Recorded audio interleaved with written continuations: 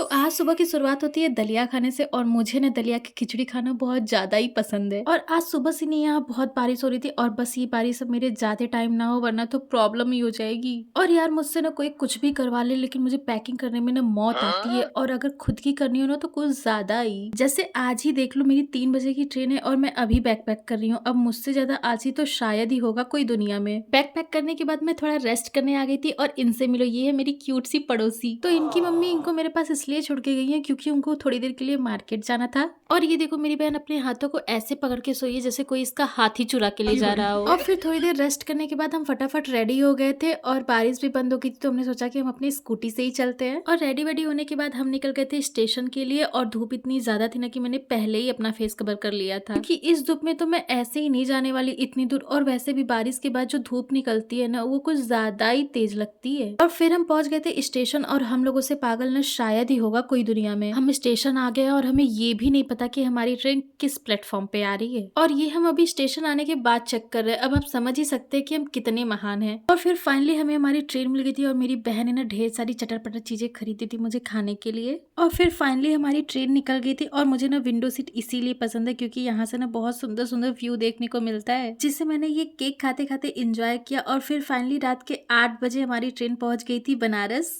और मैं ट्रेन में बैठ के इतनी बोर हो गई थी ना कि मुझे मन कर रहा था कि मैं जल्दी से घर पहुंच जाऊं। फिर मैं जैसे ही बाहर आई ना मुझे मेरा भाई लेने आ गया था और मैं चली गई थी घर। तो बस आज के लिए इतना ही, बाय बाय।